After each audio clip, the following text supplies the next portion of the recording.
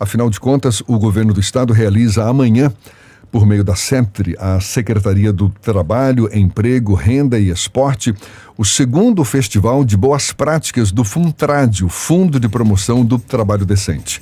O encontro vai reunir organizações da sociedade civil, beneficiários, o público em geral, para discutir a promoção do trabalho decente por meio de projetos financiados pelo FUNTRAD. Quem fala mais sobre o tema é o secretário de Trabalho, Emprego, Renda e Esporte do Estado da Bahia, Davidson Magalhães, conosco no Issa Bahia. Um prazer recebê-lo. Muito obrigado por aceitar nosso convite. Bom dia, secretário. Bom dia, Jefferson. Bom dia, Ernesto. Bom dia, parece que Levi também entrou aí. É um prazer estar aqui no Issa Bahia, falando sobre um tema que é muito importante, que é o trabalho decente.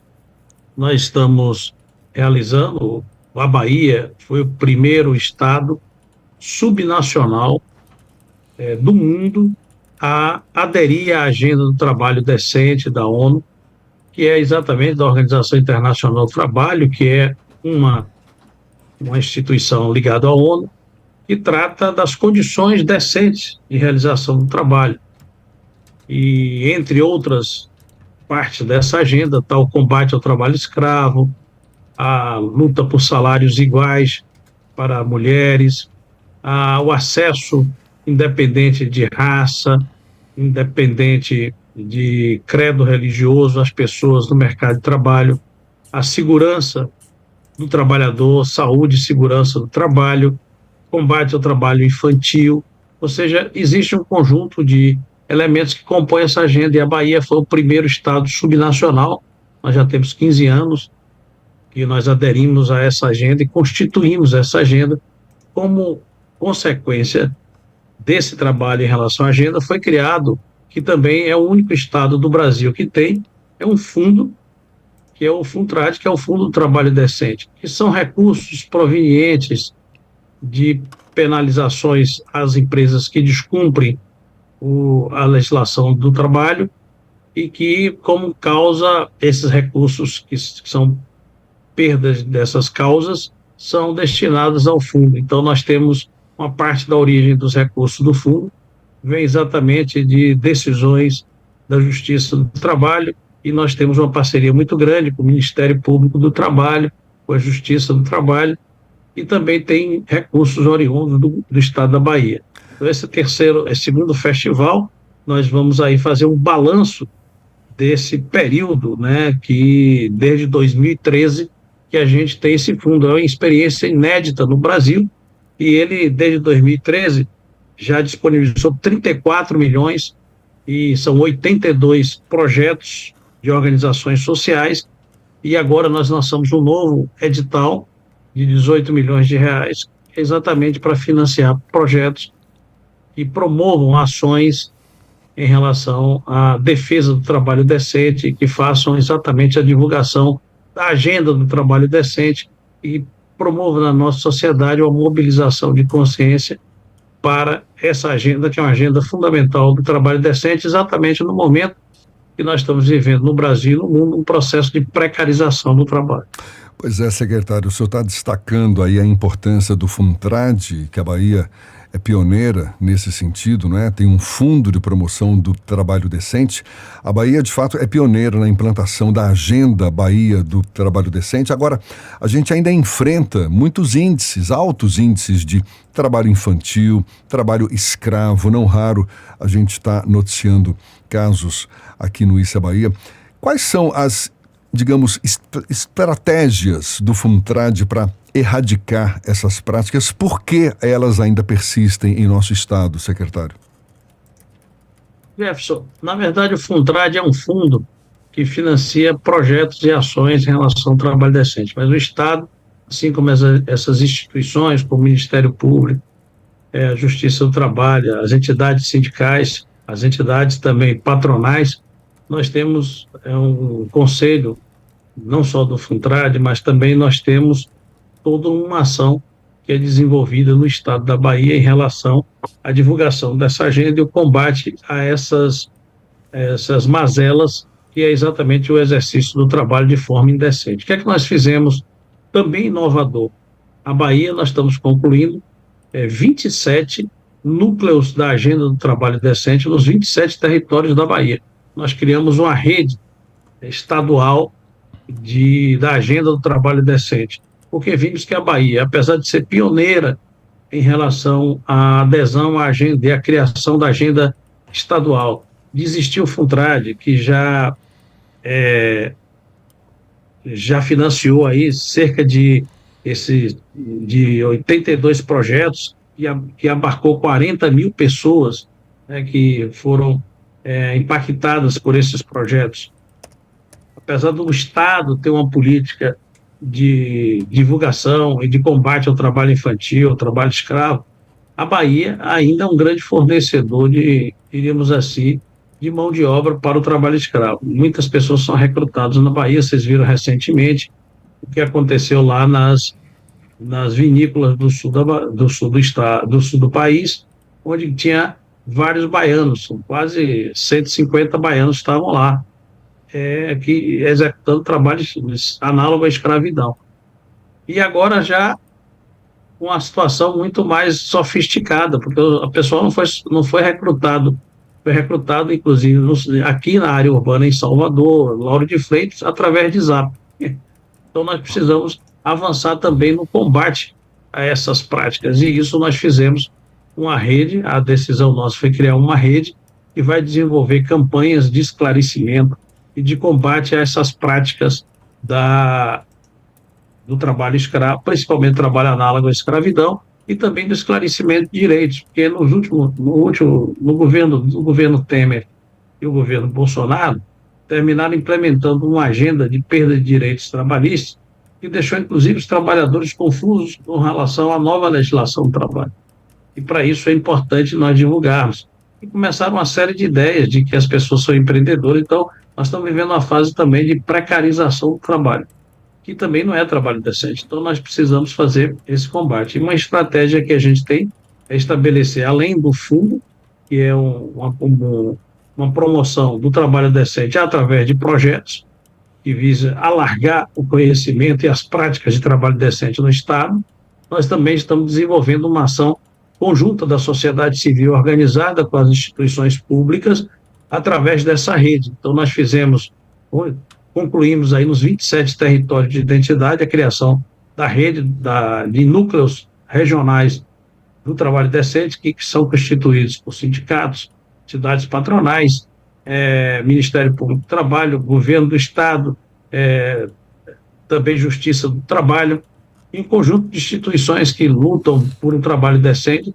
Então, nos 27 territórios de identidade, estamos concluindo essa criação, e aí, a partir daí, com esses núcleos implantados, com articulação institucional da sociedade civil e Estado, né, Estado aí num sentido mais amplo, envolvendo, inclusive, as instituições do Poder Judiciário, nós vamos fortalecer cada vez mais essa rede para fazer esse combate, que passa por esclarecimento, conhecimento, porque você vê que algumas pessoas foram resgatadas da situação do trabalho análogo à escravidão, sequer sabiam que estavam nessa situação.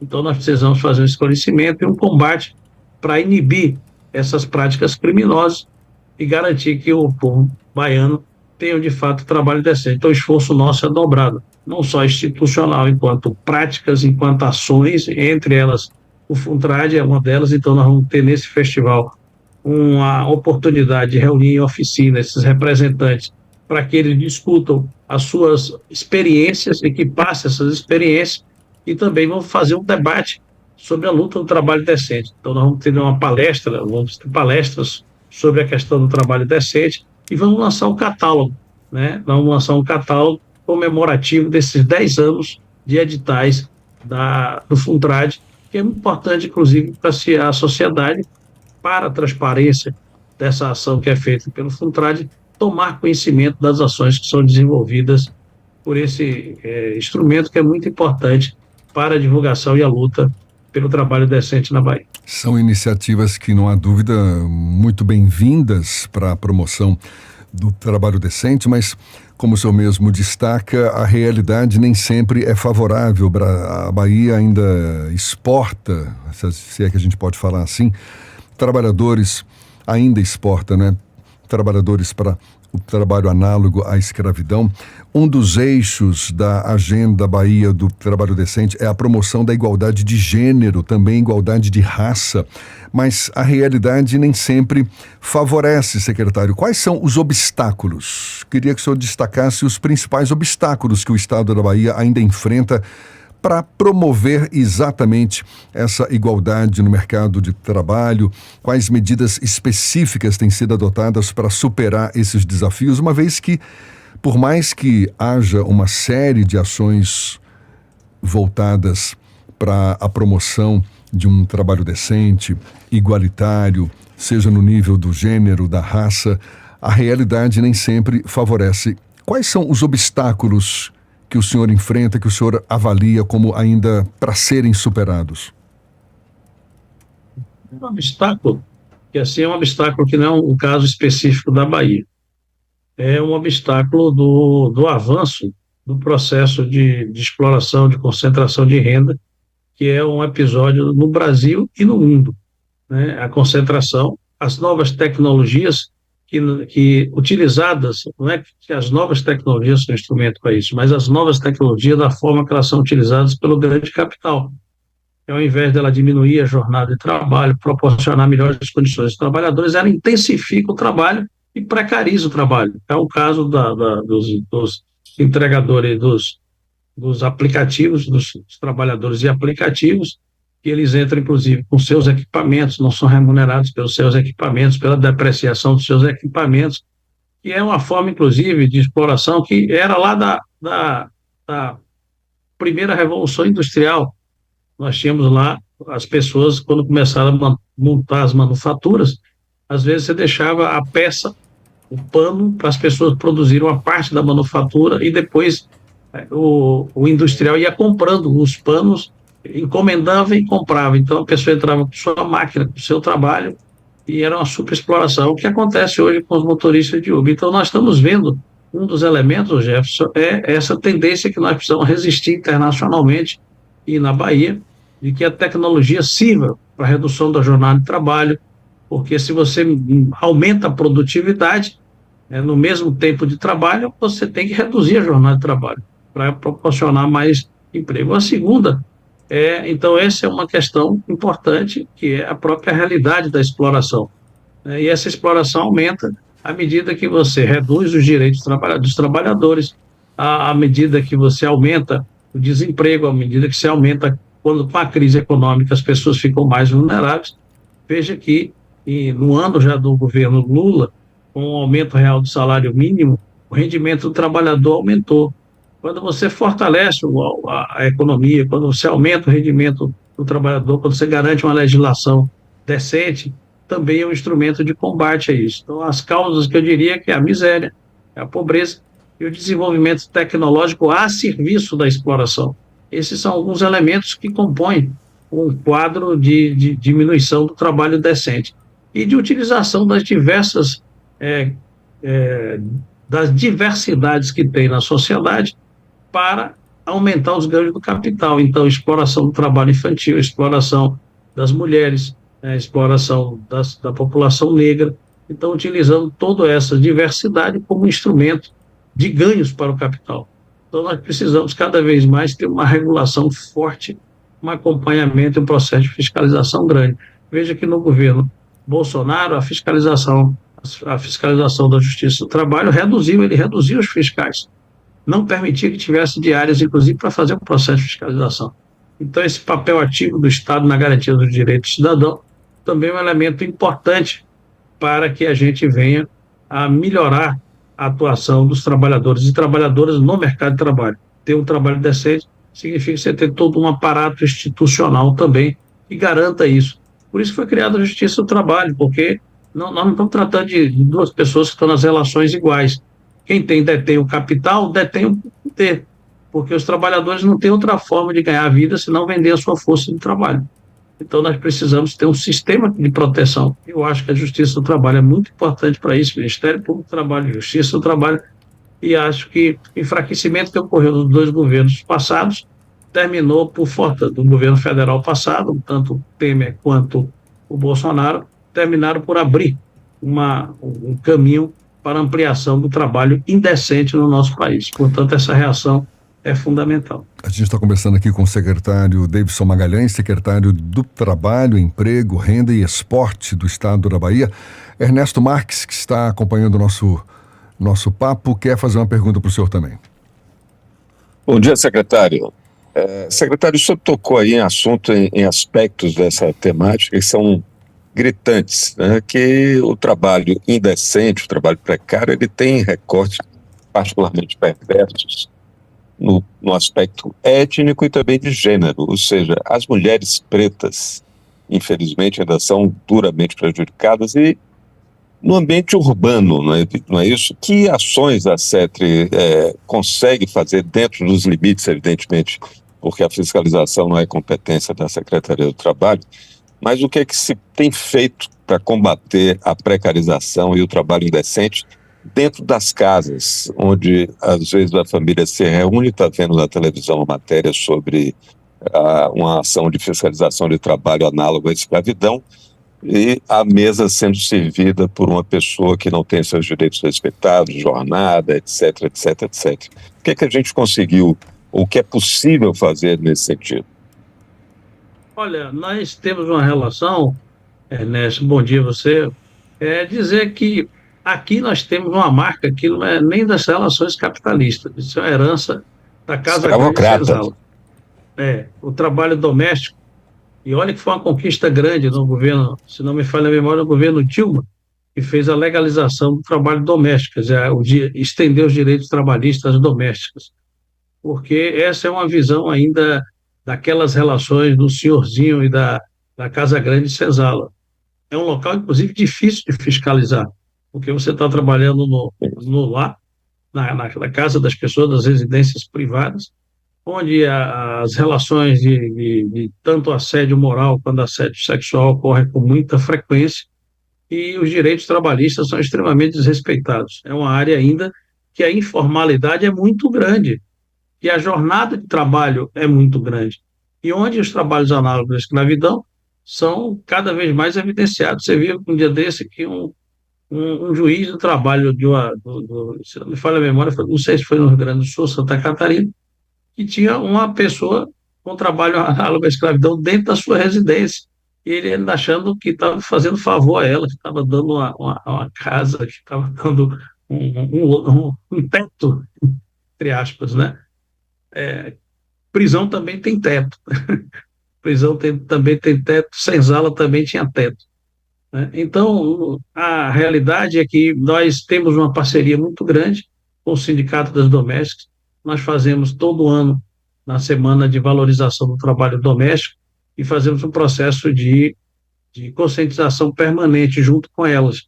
É claro que nós não somos agente fiscalizador, nós promovemos as políticas públicas, então fortalecemos qualificação profissional para elas, e desenvolvemos apoio às ações do sindicato para que permita às trabalhadoras e trabalhadores domésticos tomar conhecimento dos seus direitos. E um dos problemas principais é que no próprio governo Bolsonaro e no governo Temer, eles relaxaram a legislação do trabalho, especialmente em relação ao doméstico.